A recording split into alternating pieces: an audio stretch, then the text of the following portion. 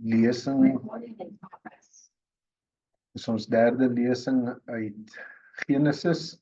Ek is verskriklik jammer ons het verlede week moes misloop. Dit was weens onversigtigheid aan my kant en ek is so jammer daaroor. Maar ek hoop dat ons vanaand nou vol plesier sal voortgaan en sal kan doen wat ons moet doen. Kom ons bid eers saam. Ons liewe Here, dankie dat ons vanaand weer saam Bybel kan lees. Dankie vir Genesis wat aan soveel sake so baie aandag gee. Beloftes, die spanning wat mense in hulle geloofslewe beleef en soveel meer.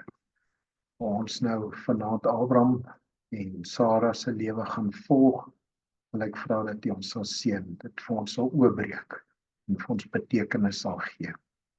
En daar ook op 'n baie besondere manier vir ons betekenis uit hierdie verhale na vore kom. Nie net wanneer ons nou daaroor nadink nie, maar in ons lewe in afhanklikheid van U. Seën ons asseblief in Jesus se naam. Amen. Goed, as ek kan terugkyk, wil ek sê ons eerste geleentheid was die eerste vraag, waar pas Genesis in? En toe het ons gekyk na die twee skepingsverhale, Genesis 1 en Genesis 2 en 3.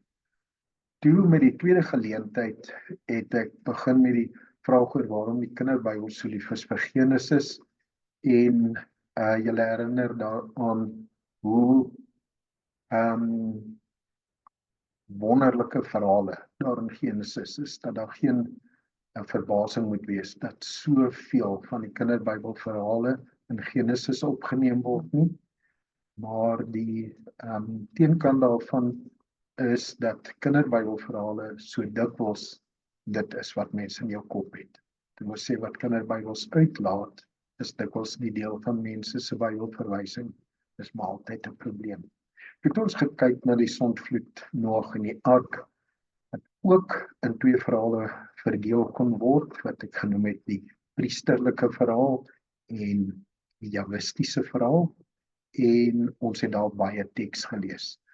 En dit was deel van ons saamlees, was eintlik om daai twee parallelle ineengevlegte verhale te lees. Die keer gaan ek baie meer storie vertel en hier en daar na tekste verwys. En ek gaan vra dat julle geduld het en volg, die skyfies sal gestuur word saam met die skakel vir die opgeneemde Bybelskool. Dit wil sê dit sal beskikbaar wees as ek op plekke 'n bietjie te vinnig gaan, maar ek wil tog vra as jy jou Bybel byderhand het, dat jy op plekke ook saam lees en miskien 'n nota maak en so aan, maar mens kan later ook. Ek het probeer aanduidings gee na watter tekste ek verwys, soos wat ons aangaan. En dan is dit die Abraham siklus van verhale wat ons vanaand mee sit, en ek het dit in twee dele gemaak. Eerste is die samestelling van die Abraham-Sarai verhaalsiklus. En vir 'n hele rukkie gaan ek hierdie irriterende tussen hakies name behou. Dis Abraham, soos ons hom later ken, maar eintlik in die begin van die verhaal Abraham en Sarai, wat later Sarah word. Ons gaan daarmee handel op probeer verduidelik hoekom dit gebeur het. Maar in 'n voelvlug wil ek kyk hoe hierdie verhaalsiklus saamgestel is. En dan gaan ons in die tweede deel 'n bietjie kyk na die twee elemente van die verbond tussen God en Abraham, of die beloftes wat hy ontvang het.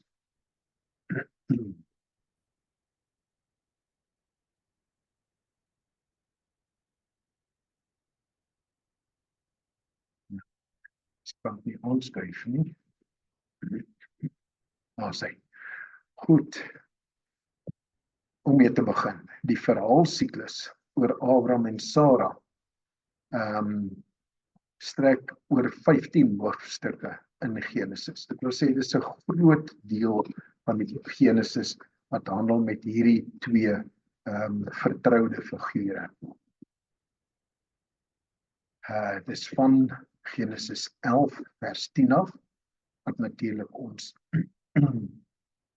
slothoofstuk van die groot inleiding, die algemene geskiedenis van die vroeë tyd is, tot by hoofstuk 25 vers 11, in 'n tyd wat Isak reeds op die toneel verskyn het, maar 25 vers 11 handel dan met die dood van Abraham. Die materiaal in hierdie verhaalsiklus is nie eenvormig nie. Dit volg nie 'n aaneenlopende verhaaltrant nie, alhoewel hulle geskiedenis verhaalmatig baie onderhoudend vertel word. Belangrike ding hierso is om te sê dat dit nie 'n storie is wat van hoofstuk 12 af net eenvoudig deur vertel word deur 'n enkele verteller. Daar's onderbrekings, daar's 'n bietjie verskille in die genre of die literatuursoort op plekke, en daar's baie interessante afwisselings. En op party van hulle sal ek julle aandag bewys, maar dit is 'n inleidende punt om te weet. Dis nie totaal eenvormig nie, maar as 'n verhaal vloei dit ontsettend mooi en vertel dit eintlik vir ons baie oor die lewens van Abraham en Sara. In hierdie gedeelte, die Abraham en Sara siklus van verhale, het 'n deurlopende vraagstuk wat spanning skep in die verhaal. En dit is of God se belofte aan 'n eie land en 'n groot nageslag waar gaan. Want dit lyk asof niks van die aard wil uitwerk nie. Dis 'n groot spanning die hele tyd was deur die boek, en dit's eenvoudig nie so maklik om te sien waarheen dit ontwikkel nie. Willem, sal jy weer aanskryf? Myne wil ek vanaand nie aanskryf nie. Goed. Abraham se omswerwinge begin daar regs in die middel langs die Persiese Golf by Ur van die Galdeërs, en van daar af het Tera, Abraham se vader, hom en sy broer en nog 'n klompie familielede na Haran toegeneem. Dis in vandag se Sirië geleë, of dalk net in Irak, maar dit lê aan die ooste kant van die Efraatrivier, en dit is waar ons eintlik vir Abraham leer ken. Daarvan word hy geroep, suidwaarts gelei tot by wat ons vandag ken as Palestina of Israel, daarvan bietjie Egipte toe teruggekom, maar die punte van die pile bedui die heeltyd beweging, en tot aan sy einde is Abraham eintlik 'n nomadiese swerwer wat in tente gewoon het en nie gevestig was in 'n stad of op 'n vaste plek nie.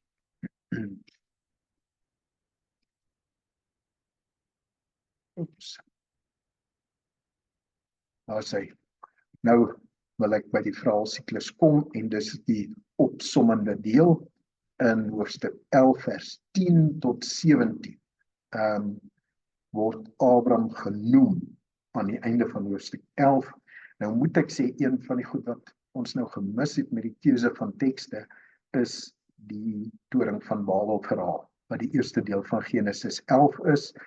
Dis die taalverwarring, dis die hoogmoed van die mense van Babel wat sê hulle sal 'n toring bou en hulle so by mekaar hou, en dan verwar God die tale en die mense skiet uiteen.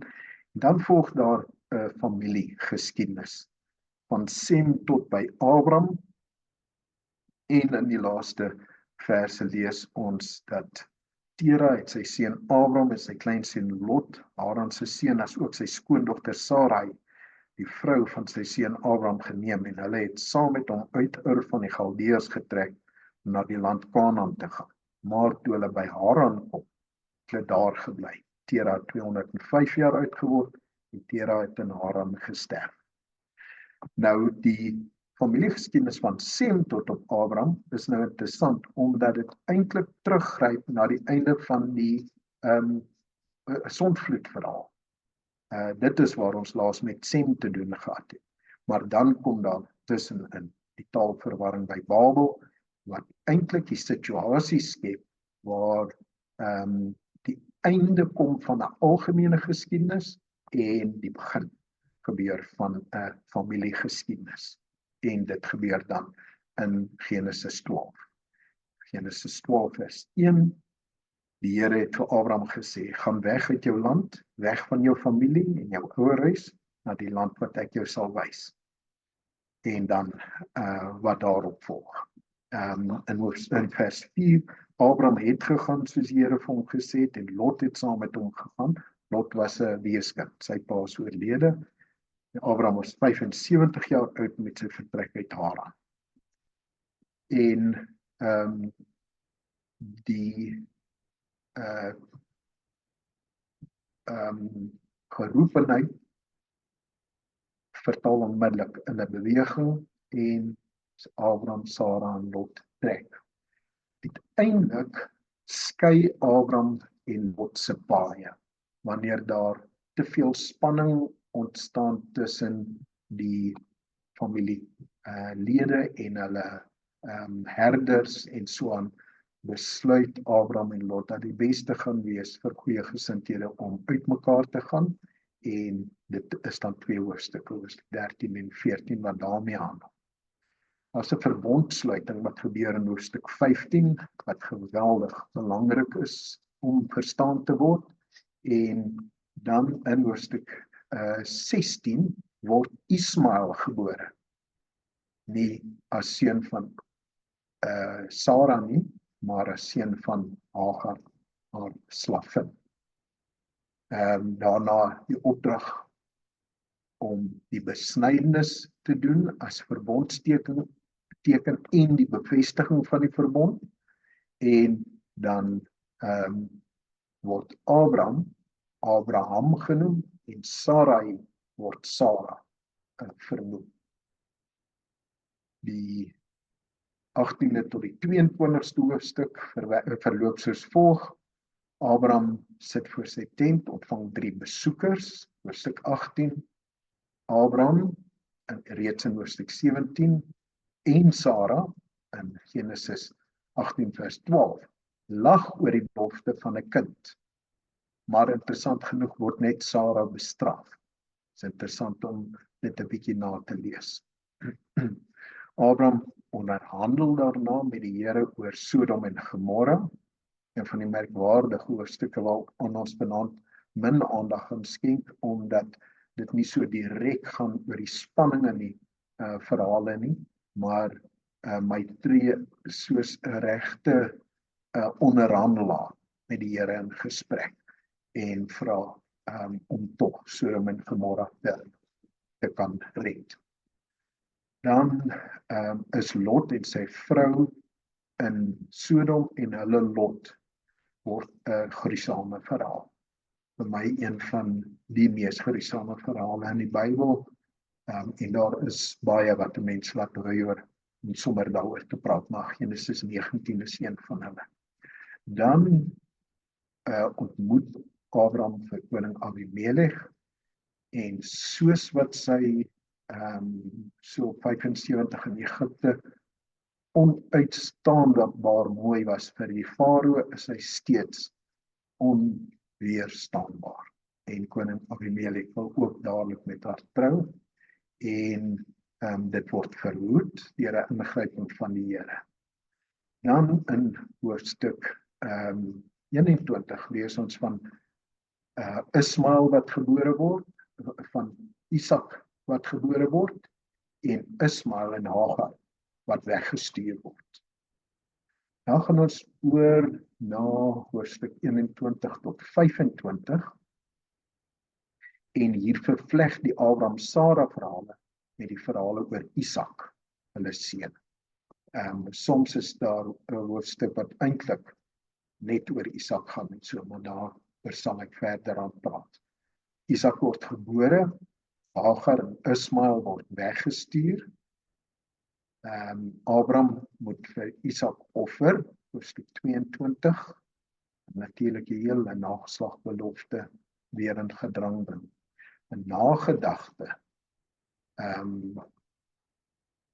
aan Abraham is dat sy broer Nahor reeds 12 kinders het op die stadium wat Abraham die een eie kind het saam met Sarah.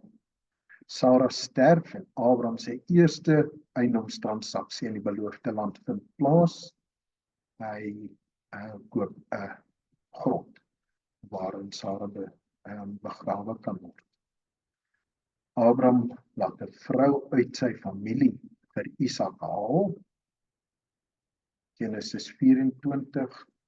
Abraham trou weer en as 'n heel vrugbare man, van etlike kinders, sterf hy dan uiteindelik in Genesis 25 of word van sy sterwe vertel en dit is dan word afgesluit met Ismael wat 'n groot nageslag ontvang volgens die belofte wat die Here aan Abraham gegee het. Goed. Nou wil ek hê dat ons na 'n paar baie belangrike elemente in die Abraham-Sarai verhaalsiklus moet kyk. Die eerste deel was nou letterlik om die hoofstukke op 'n ry te noem. Dit is nie besonder interessant nie, dit is bietjie te kursories, maar in die paar skyfies wat daaraan gewy is, kon 'n mens 'n prentjie kry van hoe die verhale ontwikkel, maar ek het min besonderhede gegee. Nou gaan ek rondom hierdie belangrike elemente van die Abraham en Sarah siklus probeer om meer besonderhede te deel en so bietjie meer vleis aan die verhale te sit.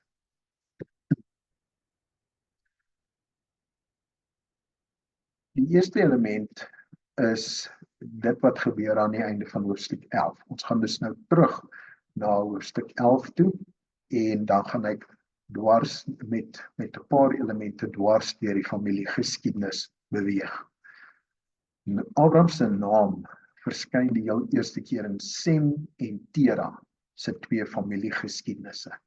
Genesis 11 vers 10 tot 26 is 'n lang stuk wat handel oor Sem se nageslag en dit koppel ons aan die vloedverhaal.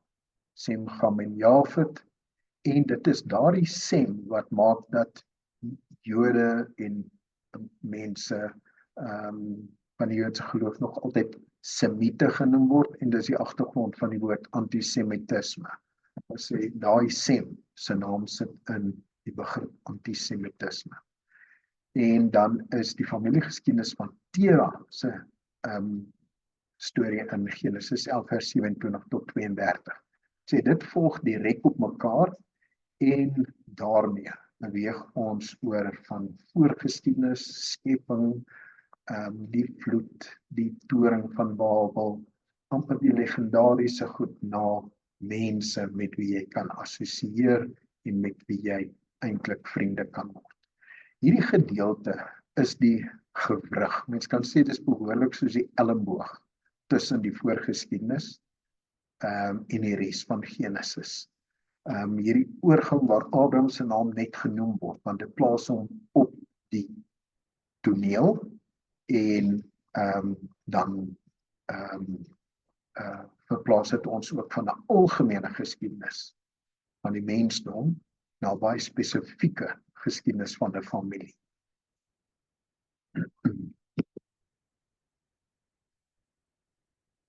In die eerste gedeelte van die oproep om te trek, gebeur daar 'n baie belangrike ding. Ek het dit nou reeds gelees, maar kom ons kyk weer na 12 vers 1. Die Here het vir Abraham gesê, gaan weg uit jou land, weg van jou familie en jou ouerhuis na die land wat ek jou sal wys. Eerste belofte. God sal vir hom 'n land wys. En dan vers 2, ek sal jou 'n groot nasie maak. Ek sal jou seën en jou naam groot maak, sodat jy 'n seën sal wees. Ek sal hulle seën wat jou seën, maar wie jou verwens sal ek vervloek. En deur jou sal al die groot families van die aarde geseënd wees. 'n Verbintenis van God aan Abraham en sy nageslag en dit geplaas binne 'n land wat hy aan hulle sal gee. Maar dan daai notaatjie daar onder. Hierdie twee beloftes spook hulle lewe lank by Abraham en Sarai en die beloftes lei tot spanning, wanhoop en selfs siniese lag by albei van hulle. Hierdie twee beloftes los hulle nie ligtelik in die res van hulle lewe. Dit is eintlik die sentrum van die verhale van Abraham en Sara. Die eerste een gaan ek nou vat en isoleer van die res van die verhale. Ek wil sê ek gaan die belofte van 'n land, dit lei tot die begrip later aan van die beloofde land. Dit is Kanaan, dit is die land wat God aangewys het, is in Abraham se lewe nog 'n ontwykende werklikheid. Dis iets wat hy nog werklik nie, mens kan byna sê, kan sien gebeur nie. Dit is so verder aan in hoofstuk 12 sien ons dan die proses verder gaan. Ons kyk na 12 vers 7, waar daar staan die Here verskyn toe aan Abraham en sê vir hom, aan jou nageslag gee ek hierdie land. Hy het toe daar 'n altaar gebou vir die Here wat aan hom verskyn het. Hy het daarvandaan verder getrek na die Heuweland, oos van Bethel, sy tente opgeslaan tussen Bethel en aan die weste kant en Ai aan die ooste kant. Daar het hy vir die Here altaar gebou en die naam van die Here aangeroep, met Abraham algaande verder getrek in die rigting van die Negev. Baie belangrike nota hier is dat hy op trek bly, hy slaan sy tente op, hy's 'n nomadiese swerwer. Hy is nie iemand wat met 'n familiekring aangekom het in 'n stad begin bou het. Nie by Sichem nie by Bethel en Ai nie ondertoe nader na die Negev. Wat hy wel doen is dat hy monumente oprig, tekens van sy daar wees, maar hy rig nie 'n stad op. Maar uiteindelik land hy in Egipte. Byna iets wat 'n mens kan herinner aan die einde van die verhale van Jakob en die droogte en Josef in Egipteland, maar natuurlik 'n heel ander konteks en baie vroeg. Dit is 12 vers 10. Toe kom daar 'n hongersnood in die land en Abraham het na Egipte afgetrek om daar as vreemdeling te woon, want die hongersnood was swaar in die land. Dis 'n ontstellende ontwikkeling. Dit is glad nie waarheen hy op pad was. Hy het as dit ware dwars oor die beloofde land getrek en beland in Egipte, wat eintlik vir hom groot probleme meebring. Gedeelte wat ek daar gelees het is 12 vers 10 tot 20, maar die res van die verhaal vertel dan die storie dat Sara beeldskoon is, dat die mense by die farao oor haar kom praat, dat die farao haar laat inroep om sy vrou te word en dat dit uiteindelik nie so gebeur nie en dat Abraham redelik onvriendelik weggejaag word. Maar nie voordat Abraham byna skatryk daar wegstap. Vers 16, hy het aan Abraham goed gedoen terwille van haar. Hy het kleinvee en beeste, donkies en slawe en slavin en donkiemerries en kamele ontvang. Dis nou Abraham en sy vrou te kry. Maar die Here het die farao en sy huis met swaar plaag getref oor Sarai, die vrou van Abraham. Die farao ontbied toe vir Abraham en sê, wat het jy my nou aangedoen? Waarom het jy my nie vertel dat sy jou vrou is nie? Waarom het jy gesê, sy is my suster, sodat ek vir haar as my vrou geneem? Hier is jou vrou dan nou, vat haar en gaan. Die Farao het die manne opdragte gegee oor hom en het hom, sy vrou en al sy besittings uitgeleide genoem.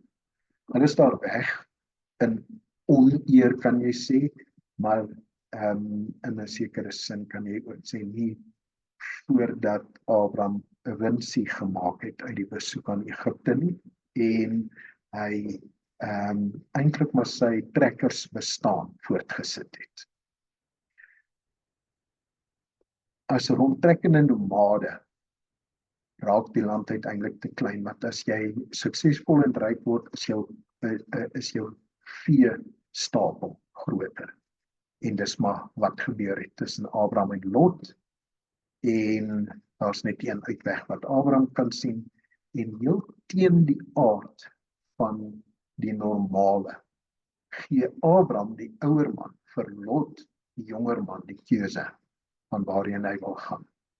En Lot kyk ooswaarts en hy sien die land oorkant die Jordaanrivier, dat dit mooi is, dat dit goeie weiveld is, en hy kies dit, en Abraham bly dan aan die weste kant van die Jordaanrivier en word die land beloof. 13 vers 14 en 15. Die Here het egter nadat Lot van hom weggetrek het, vir Abraham gesê, kyk rond. Kyk van die plek waar jy is na die noorde, die suide, die ooste en die weste, van die hele land wat jy sien, aan jou gee ek dit, en aan jou nageslag vir altyd. Weereens die belofte van 'n land en 'n nageslag wat dit in ontvangs gaan neem. Nou Abraham word 'n leier van formaat in die nomade geleedere, en dit is waaroor die hele hoofstuk 14 gaan. Dis eintlik 'n verhaal, sal ek nou tong in die kies sê, wat nie die kinderbybel sal haal. Dit wil sê, min mense ken hierdie geskiedenis van Abraham, wat die leier word van 'n strafkommando wat Kedorlaomer, die koning van Elam en sy medewerkers vervolg en agtervolg en uiteindelik verslaan. Nou, van die verslaan lees ons in 14 vers 15, waar daar staan, in die nag het hy en sy dienaars in verskillende groepe teen die konings verdeel en hulle aangeval. Hy het hulle agtervolg tot by Hoba, wat noord van Damaskus is. Dwars verby die noorde van Israel, verby die see van Galilea, na Damaskus toe en tot aan van Damaskus. Jaag hy hierdie aanvallende leer van 'n klompie verskillende konings terug, en op pad terug word hy deur Melchisedek, die koning van Salem en priester van God die Allerhoogste, El-Elyon, geseën. Dis so 'n vreemde ontmoeting. Daar's in 14 vers 18 en 19 en 20 se begin. Melchisedek, die koning van Salem, het brood en wyn gebring. Hy was 'n priester van God, die Allerhoogste. Hy het Abraham geseën en gesê, geseënd is Abraham deur God die Allerhoogste, skepper van die hemel en die aarde. God die Allerhoogste moet geprys word. En dan vergoed Abraham hom, interessant genoeg, met 'n tiende van alles wat hy gebuit het in die oorlog. Abraham het toe vir hom 'n tiende van alles gegee. Dis die interessantste klomp konsepte wat hier by mekaar kom. Melchisedek beteken koning van geregtigheid. Salem is volgens enkele ander verwysings moontlik 'n afkorting van die stad Jerusalem, wat ons weet in die middelbronstydperk reeds as stad bestaan het. Hy bring brood en wyn, behoorlik die tekens van die nagmaal, en hy's 'n priester van God die Allerhoogste. 'n naam, El-Elyon, is 'n naam wat dikwels op ander plekke van God van Israel genoem word, as van die alternatiewe name. Dis net so 'n vreeslike vreemde saambring van verskillende konsepte. Hy seën vir Abraham En sê geseënd is Abraham deur God die Allerhoogste, El Elyon, die skepper van die hemel en aarde. Onthou dat die priesterlike skepingsverhaal gepraat het van God wat die hemel en aarde geskep het in Genesis 1. En God die Allerhoogste moet geprys word, wat jou teenstanders in jou hand oorgelewer het. En dan gee Abraham vir hom die verpligte gedeelte wat 'n mens aan die godsdienstige owerheid, die tempel of die priesters of wie ook al moet oorhandig. En hy word ook aangekondig as die koning van Salem en 'n priester van God die Allerhoogste. Baie interessante geval, is eintlik half jammer dat ons hom nie uit die kinderbybels goed ken nie. Maar die storie is baie geïsoleerd. Jy kan amper nie veel daarvan, sou nie veel daarvan kon sê. Dis amper te kursories. Goed. Hoofstuk 15 volg dan 'n ander patroon en gee vir Abraham weer moed. 'n Formele verbondsluiting vind plaas. Kom ons lees maar net, ek sou in die geval amper die hele hoofstuk wou lees, maar dit gaan maak dat ons uiteindelik moet kan klaarmaak, nie? Ons lees 15 vers 7 tot 9. Die Here het vir hom gesê, ek is die Here wat jou uit Ur van die Galdeërs uitgelei het, om aan jou hierdie land te gee en dit in besit te neem. Hy het gevra, Here my Heer, waaraan sal ek weet dat ek dit in besit sal neem? Toe sê die Here vir hom, bring vir my 'n 3 jaar oud verskalf, 3 jaar oud bok, 3 jaar oud skaapram, 'n totduif en 'n jong duif. En dit word dan die tekens van die verbond.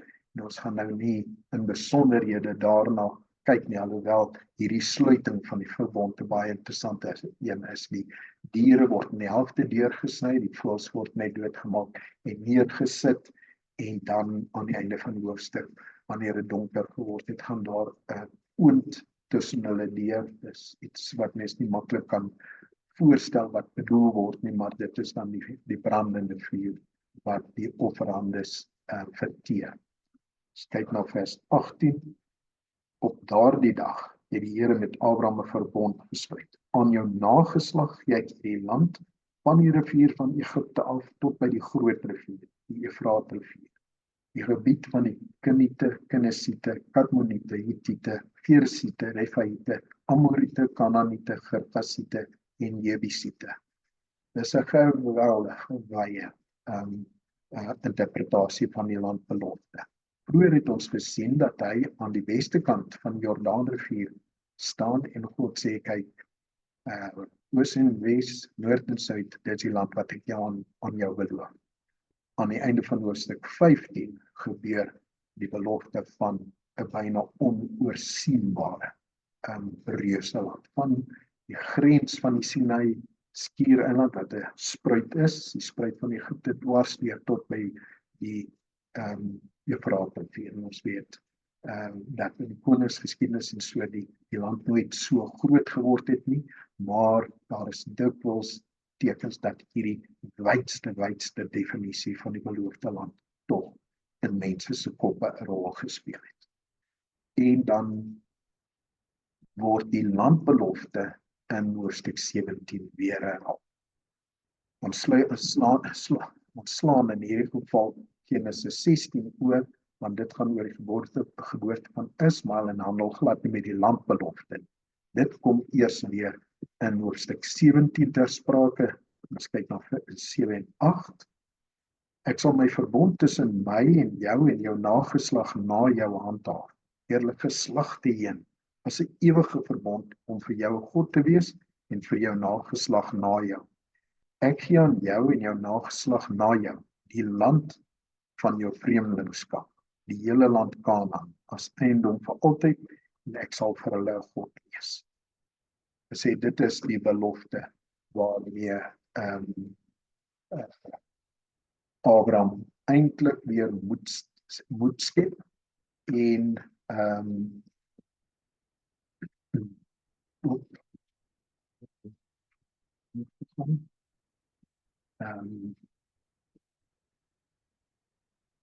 daarso.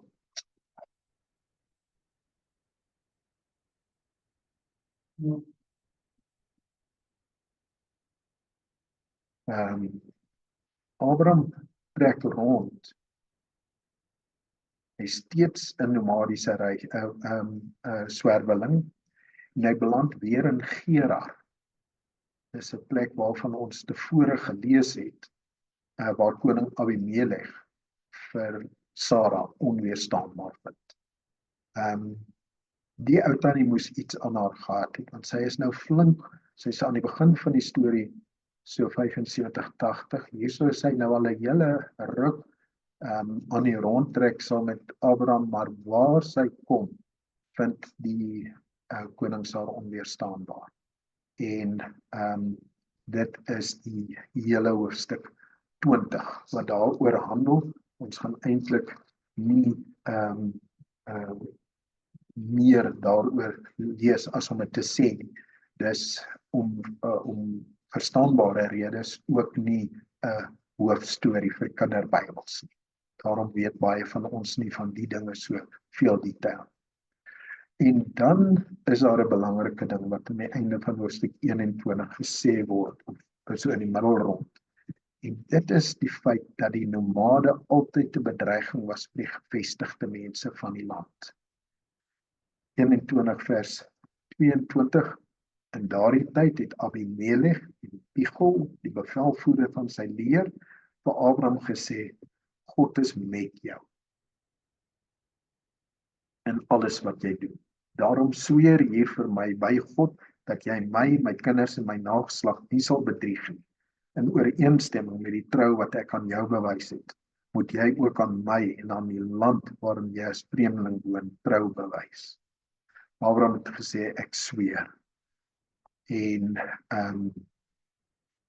dit word dan 'n ooreenkoms tussen hulle twee, dat hy nie op 'n stadium vyandig sal raak teenoor die mense van Abimelech nie. Maar wanneer hierdie ooreenkoms gemaak is, moet Abraham se aanspraak op 'n put uiteindelik vir ons aandui hoe min mag hy werklik gehad het. Ons gaan net aan by vers 25 en die volgende 2 verse. Maar Abraham het Abimelech tereggewys oor 'n put waarop Abimelech se dienaars beslag gelê het. Abimelech het geantwoord, ek weet nie wie so iets sou doen nie. Jy het my nie daaroor ingelig nie, en ook ek het nie daarvan gehoor nie tot vandag toe. Vroeger het ek gesê, hy het 'n beduidende leier onder hierdie nomadiese mens geword, die hele verhaal vertel vir ons van iemand wat eintlik groot invloed uitgeoefen het. Maar in hierdie gesprek met 'n koning wat bang is vir wat hy kan teweegbring in sy koninkryk, hy wat Abraham is, moet hy sê dat 'n waterput wat ons gegrawe het, deur jou mense net afgeneem is. Die broosheid van die nomadiese bestaan. Veral hier op die rand van die gevestigde bestaan, en dis waar konings is en stede is en dorpe is en so aan. Daar het die konflik gewoonlik gebeur. En vir Abimelech was die mag van Abraham 'n groot bekommernis. Maar in beseker was hy magteloos.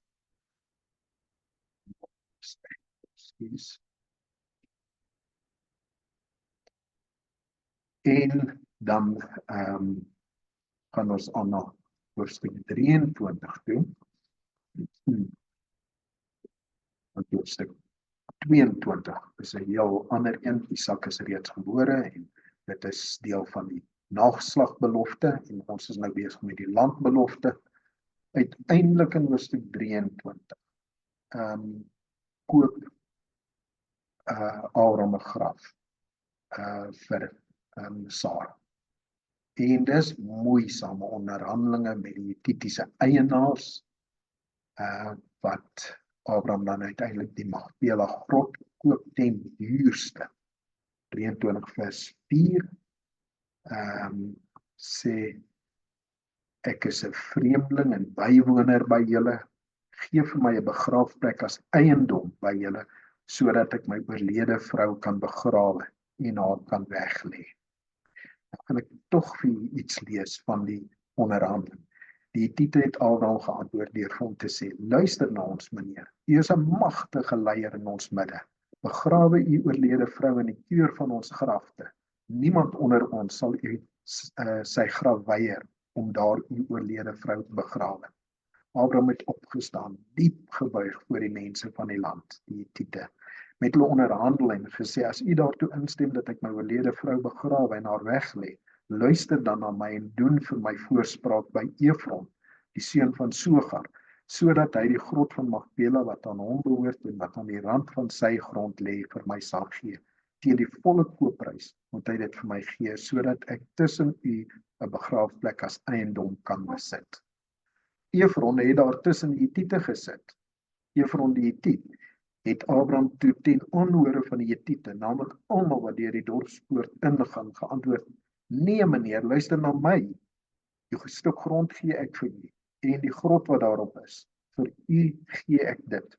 Voor die oë van my volksgenote gee ek dit vir u. Begrawe u oorlede vrou. Abraham het toe weer diep gebuig voor die mense van die land, en ten aanhore van die mense van die land met Efron gepraat: as iemand net asseblief na my sal luister. Ek betaal vir die grond, aanvaar dit van my, sodat ek my oorlede vrou daar kan begrawe. Efron het Abraham toe geantwoord deur vir hom te sê: meneer, luister na my. 'n stuk grond van 400 sikkel silwer. Wat is dit nou tussen my en u? Begrawe u oorlede vrou. Abraham het na Efron geluister. Abraham het vir Efron die silwer afgeweeg wat hy ten aanhore van die Hittite genoem het, 400 sikkel silwer, wat aanvaarbaar is by die handelaars. So het die stuk grond van Efron wat in Makpela oos van Mamre is, die grond en die grot wat daarop is, en al die bome wat op die grond is, binne die land se grens reg rondom oorgegaan na Abraham as gekoopte eiendom ten aanskou van die Hittite, almal wat by die dorpspoort ingaan. Daarna het Abraham sy vrou begrawe in die grot op die grond in Makpela, oos van Mamre, dit is Hebron in die land Kanaan. Grond in die grot daarop is aan Abraham oorgedra, 'n begraafplek as eiendom vanaf die Hittite. Nou dis 'n moeisame verhaal wat dis 'n goed vertelde verhaal, eintlik verskriklik snaaks om jou voor te stel. Jy moet nou iets begryp van die onderhandeling wat in die stadspoort gebeur. Mense wat deur die poort ingaan en uitgaan, sien die wyses daarso sit, die oudstes en die wyses wat daar gesit het vir handeldrywing, en Abraham wil die grond hê en hulle sê gebruik jy graf, maar jy kry nie grond. Dan sê hy nee, asseblief, laat my dit koop, want hy wil eiendom hê en hulle probeer dit verhoed. En uiteindelik is die 400 sikkel silwer 'n buitengewoon hoë prys. Dis veelvuldig duurder as enige ander grondtransaksies waarvan ons in die Bybel lees. Die Hittite het hom behoorlik deur die ore gewerk om die stukkie grond vir hom te verkoop, maar daarmee het hy dan 'n stuk grond in die beloofde land gekoop. Dis nou letterlik waarmee hy uiteindelik sterf. Sy laaste versoek het ons in hoofstuk 24 en dit is aan sy slaaf. Wat is die man se naam tog nou gewees? Elimelech, dink ek. Die slaaf wat vir hom, namens hom, vir Isak 'n vrou moet gaan haal uit Abraham se mense, want hy mag nie met 'n Kanaanitiese vrou trou nie. Dit is die belangrike ding vir Abraham. Dit is eintlik die belofte wat hy die slaaf laat maak, die word dan weggestuur tot daar by Haran, en dan in hoofstuk 25 lees ons dat Abraham na vele omswerwinge sterf as 'n skatryk nomadiese vreemdeling. Hy word in sy enigste eiendom, die grot van Makpela, by sy vrou begrawe. En dit lees ons in hoofstuk 25 vers 7 tot 11. by sy vrou, word hy te ruste gelê en is die landbelofte eintlik in die lug. Hy het hierdie klein stukkie grond waar hy en sy vrou se liggaam, sy liggaam en sy vrou se liggaam lê, maar eintlik het daar van die landbelofte niks gekom. Dus aan die einde van Abraham se lewe is die landbelofte nie so vervul dat hy sou kon sê, ja, ek verstaan wat die Here wou sê nie. Hy het in werklikheid 2 seuns, Ismael en Isak, wat reeds gebore is. En dis omtrent al wat hy het om te sê die belofte sê waarvoor. Nou wil ek hê ons moet teruggaan na die vroeë hoofstukke en dwars deur dieselfde geskiedenis wat ons nou gelees het, gaan kyk na die gang van die belofte van 'n nageslag. Ons het nou die landbelofte nagekyk, nou gaan ons kyk na die nageslag. Volgens die Sem familiegeskiedenis in hoofstuk 11 gebeur vaderskap so tussen die ouderdomme van 29 en 35. As jy vinnig daar kyk na vers 12, Arpachsad het 35 jaar geleef en toe het hy Selag verwek. Selag het 30 jaar gelewe toe hy Heber verwek. Heber het 34 jaar geleef toe hy vir Peleg verwek het. Peleg het 30 jaar geleef.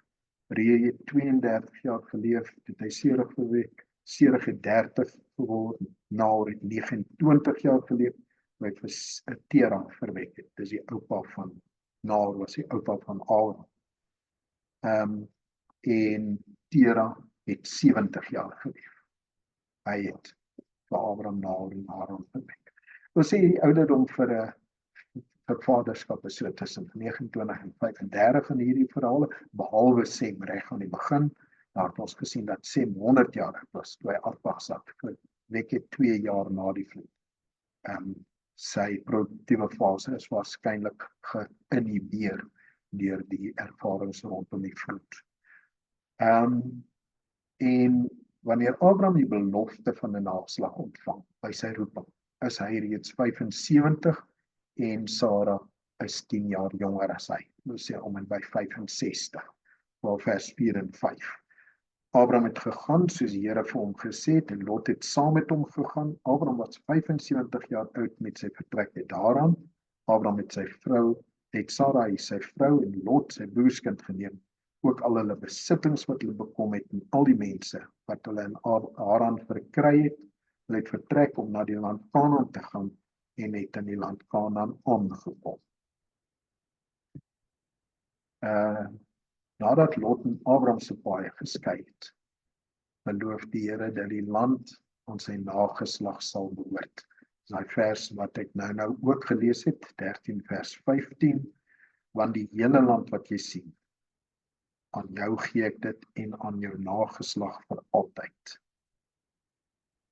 Noord, suid, oos en wes, dis die beloofde land. Maar dis die beloofde land vir sy nageslag. En dan maak die gebrek aan 'n nageslag vir Abraham raamloos. Hoofstuk 15, die een oor die verbondsluiting, is die een waar ons daarvan lees, vers 2 en 3. Ek gaan tog vers 1 ook lees. Na verloop van tyd het die woord van die Here tot Abraham gekom in 'n visioen. Moenie bang wees nie, Abraham, ek is 'n skild vir jou, jou loon is baie groot. Maar Abraham het gesê, Here my Heer, wat sal U vir my gee? Kinderloos gaan ek heen. Die erfgenaam van my huis is Eliezer van Damaskus. Abraham het ook gesê, kyk, het U nie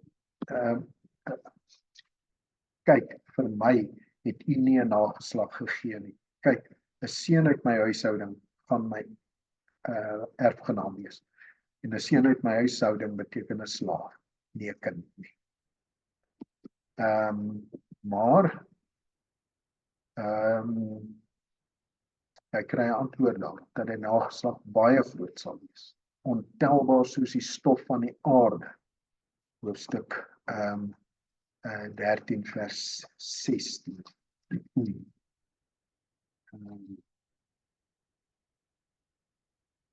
Ek sal jou nageslag maak soos die stof van die aarde, sodat as iemand die stof van die aarde kan tel, ook jou nageslag getel sal kan word. Dit wil sê, wees verseker, daar kom 'n nageslag. Maar die gebrek los hom tog maar nie, en dan in hoofstuk 15, die belofte van die tallose nageslag, 15 vers 5 en 6, sê, toe neem hy, God, Abraham na buite en sê, kyk maar op na die hemel en tel die sterre, as jy in staat is om hulle te tel, en hy sê vir hom, so sal jou nageslag wees. Hy het die Here geglo, en hy het dit vir hom as geregtigheid toegereken. Die tallose nageslag is die mense wat die beloofde land sal ontvang. Vers 18 tot 20 in hoofstuk 15, op hierdie dag het die Here met Abraham 'n verbond gesluit, aan jou nageslag gee ek hierdie land, van die rivier van Egipte af tot by die groot rivier, die Eufraat-rivier. Ja, daai groot definisie, dieselfde wat ons nou ook gelees het, maar hier gaan dit oor die nageslag, nie net oor die land nie. Die twee beloftes is nie los te maak van mekaar nie, maar vir Abraham werk dit nie lekker. Dan kom hoofstuk 16, en Sarai neem die inisiatief om 'n nageslag te verwek. Sy besef dat dit nie uit haar sal gebeur nie, daarom gee sy haar slavin Hagar aan Abraham as substituut, en dit bring vernedering, hartseer en verwerping mee. 16 vers 1 tot 4, Sarai, Abraham se vrou, het nie vir hom kinders in die wêreld gebring nie, maar sy het 'n Egiptiese slavin gehad, haar naam was Hagar. Sarai sê toe vir Abraham, kyk, die Here weerhou my daarvan om kinders te kry, gaan maar na my slavin, miskien kan ek deur haar 'n familie opbou. Abraham het ingestem tot Sarai se voorstel. Sarai, Abraham se vrou, het toe haar Egiptiese slavin Hagar geneem, nadat haar man Abraham as vrou gegee. Dit was nadat Abraham al 10 jaar lank in die land Kanaan gewoon het. Hy het by Hagar ingegaan en sy het swanger geword. Toe sy egter sien dat sy swanger is, was haar meesteres minderwaardig in haar oë. Dit bring die vernedering, en dan eintlik die volgende gedeelte 5 tot 16 vertel die verhaal van vernedering, hartseer en verwerping, en dan uiteindelik die wegstuur van Hagar in haar swangerskap, maar die engel van die Here wat haar ontmoet en haar terugstuur. Die verbond word in hoofstuk 17 weer eens herhaal. Nou met 'n teken, die opdrag tot besnydenis.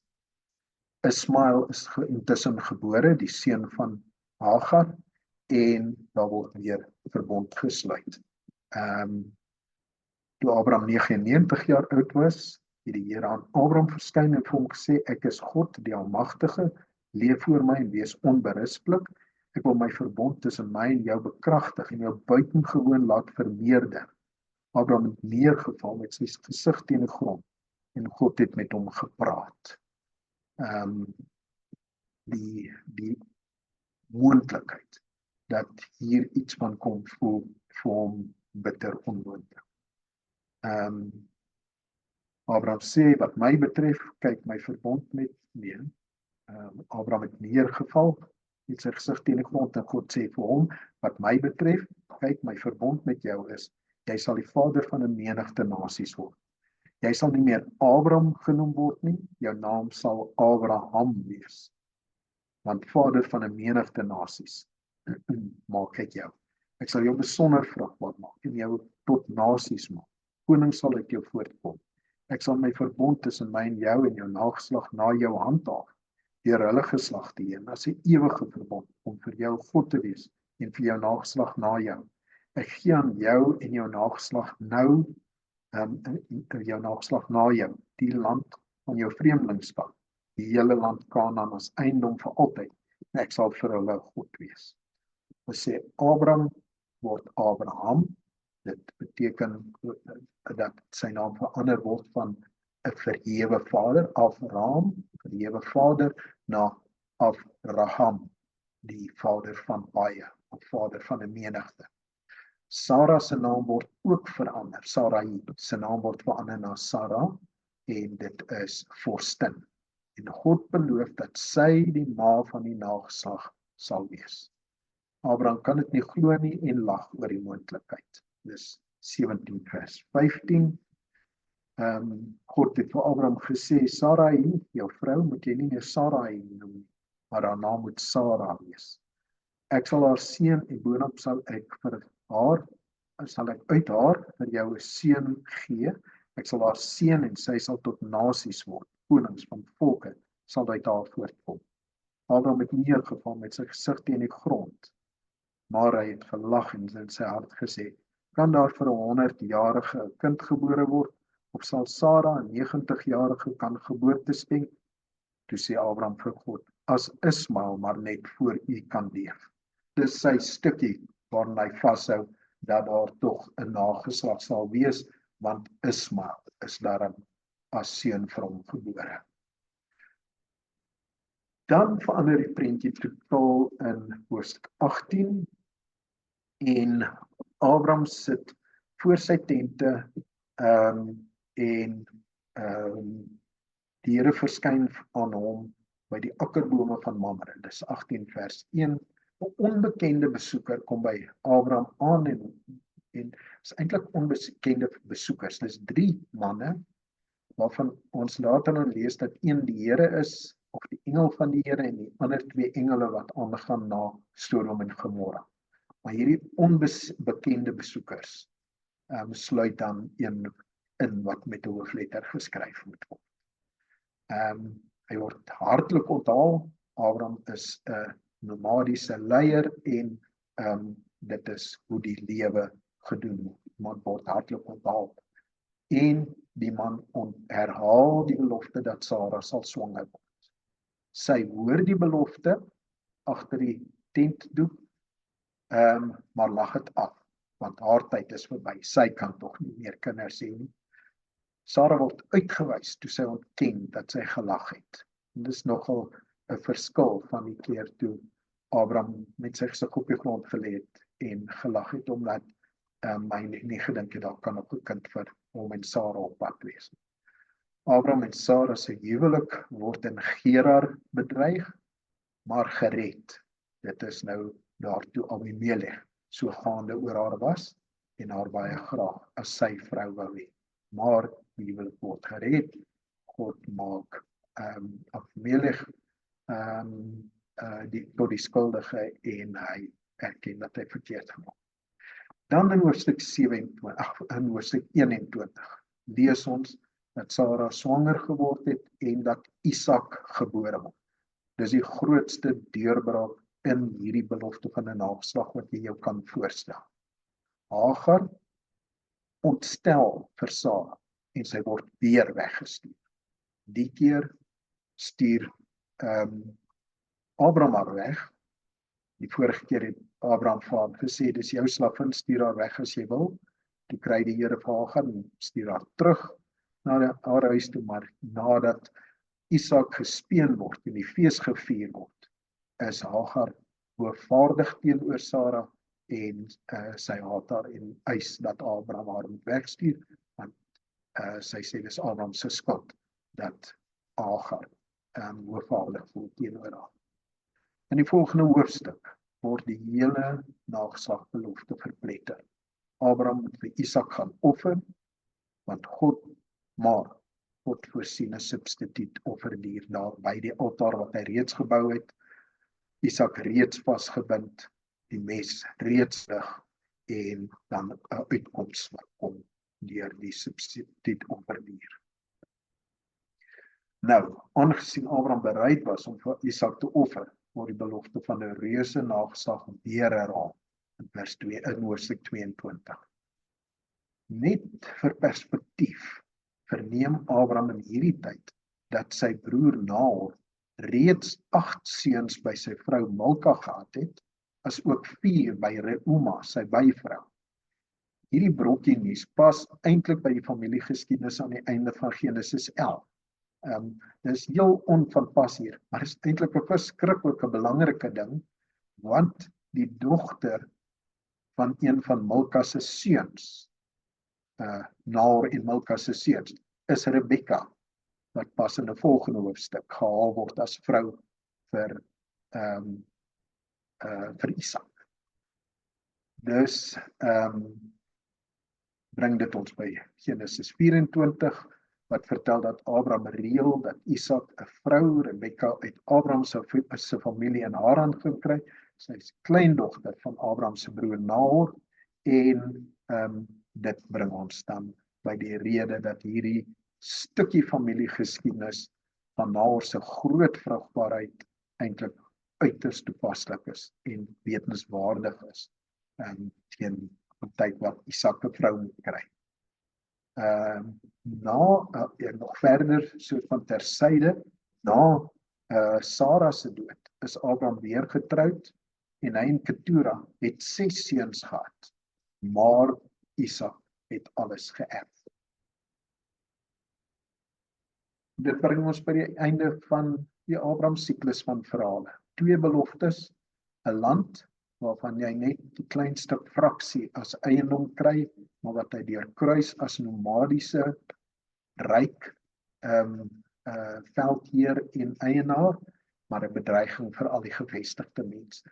Die nageslag wat uitbly en uitbly en uitbly, totdat Isak gebore word, dan die vernietigende opdrag dat hy geoffer moet word, en uiteindelik word daar gestuur vir 'n vrou vir Isak, hulle seun, en Rebekka kom aan, en die moontlikheid van die tallose nageslag word 'n realiteit. Goed, dis die einde van ons storie vanaand. Volgende week se 4de geleentheid handel oor Isak en Jakob, hulle gesinne en probleme. Die probleme hou nie op nie, die familiespannings hou nie op nie, en ons kyk na daai stuk geskiedenis wat hierop volg, met die 2de en 3de van die aardsvaders en hulle vrouens.